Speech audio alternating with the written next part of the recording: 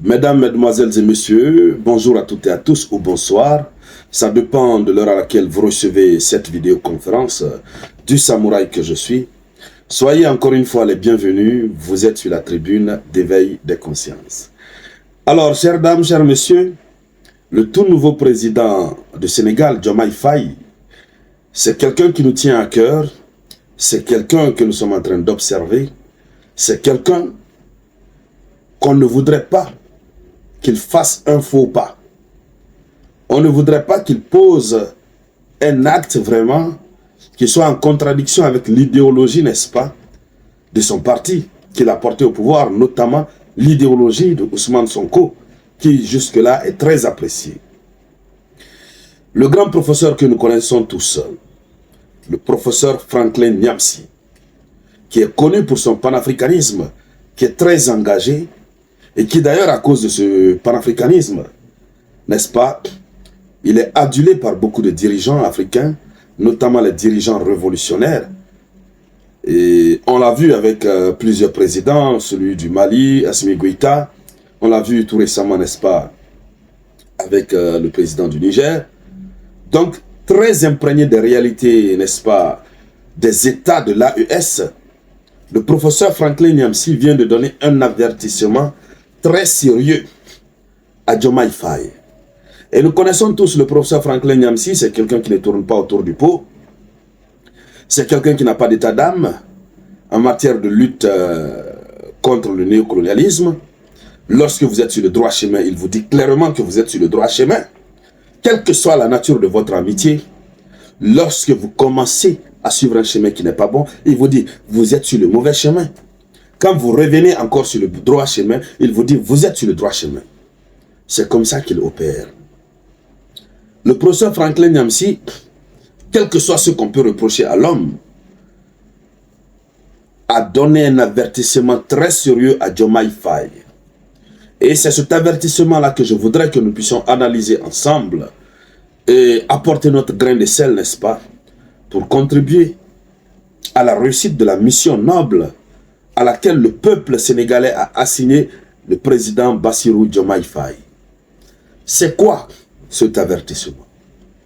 Avant d'aller dans les profondeurs, je vous demande de partager cette vidéoconférence, mais au maximum. Partagez au maximum et sécurisez-la.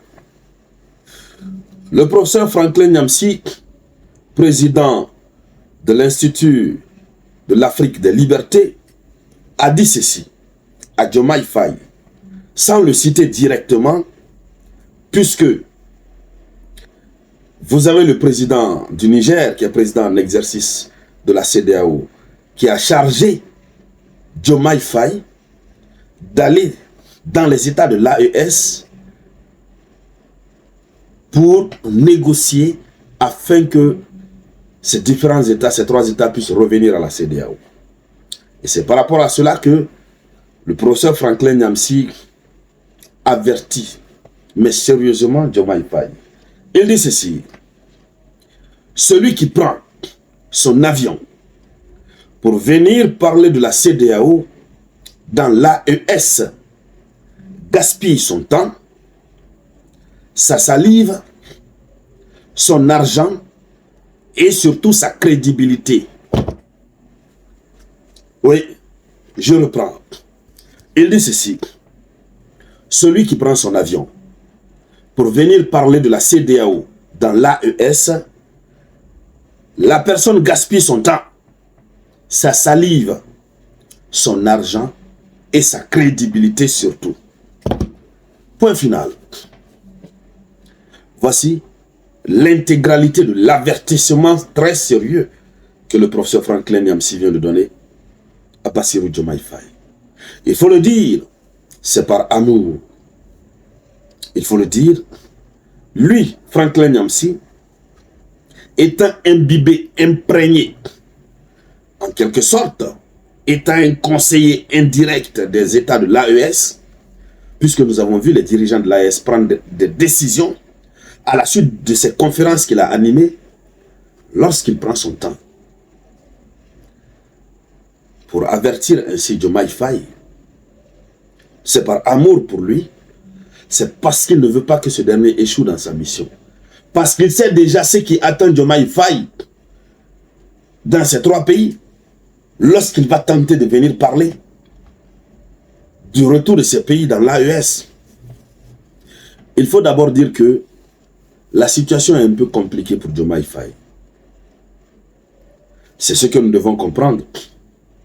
C'est ce que le professeur Franklin Nyamsi aussi devra comprendre. Au fait, j'ai comme l'impression que Bola Ahmed Tinubu veut piéger Diomaye Faye. D'abord, Diomaye Faye est dans une tournée.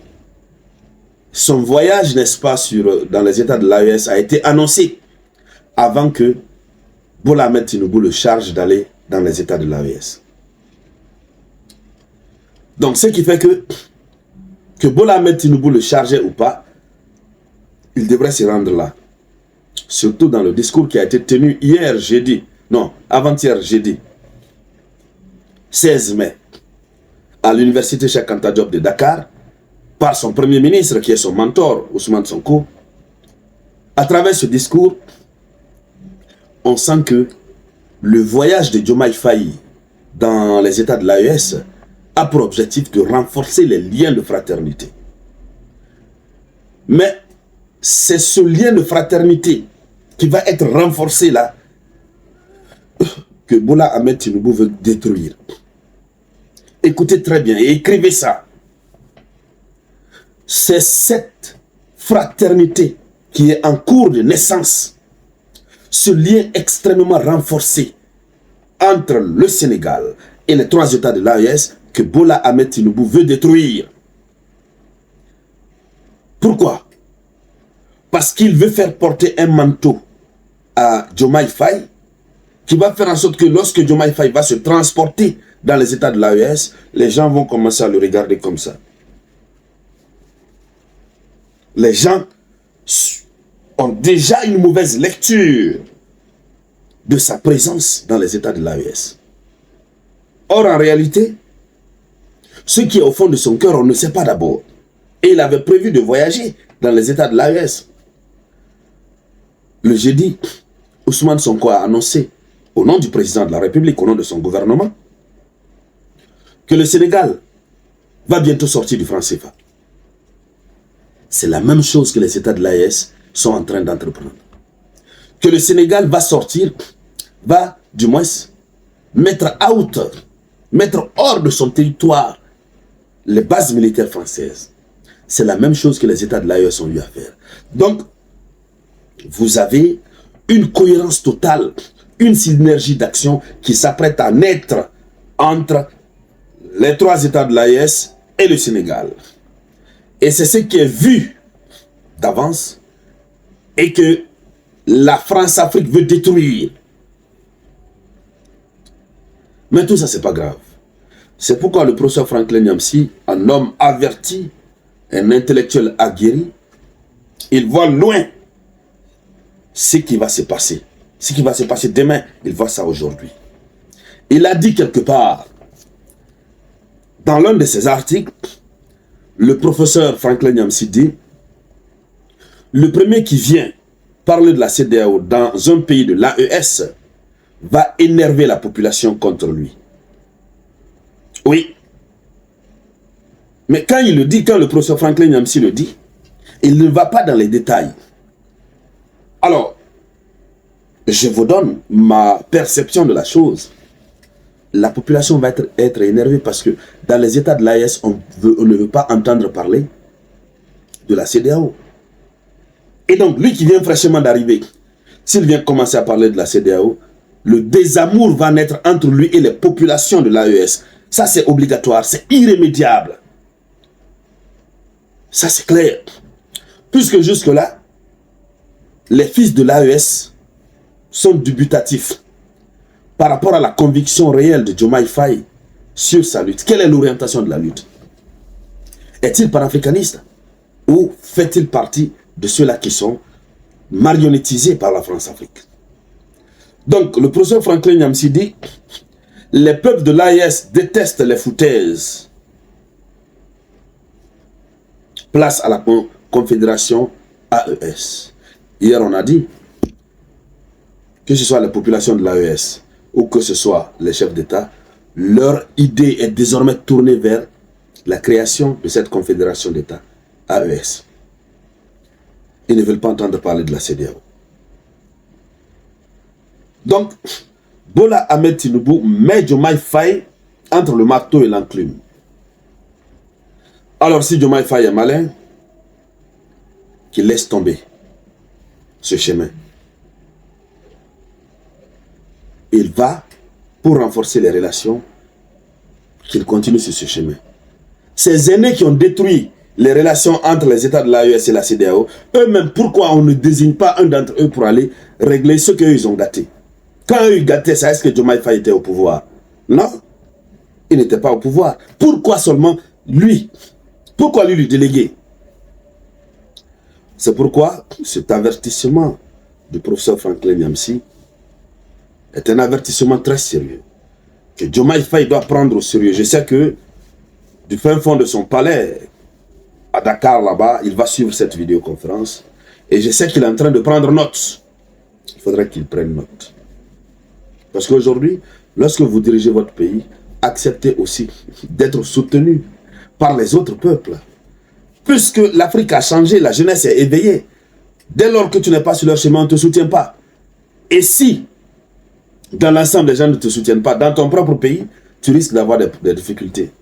Parce qu'il y a un effet de contagion idéologique des masses africaines actuellement. C'est de cela qu'il s'agit. On pourrait aller dans beaucoup de détails, mais on va se limiter là. Je ne vais pas vous prendre suffisamment de temps. Merci donc de partager la vidéoconférence au maximum. Je vous reviens tout à l'heure avec de nouvelles actualités. C'était la voix de votre unique samouraï.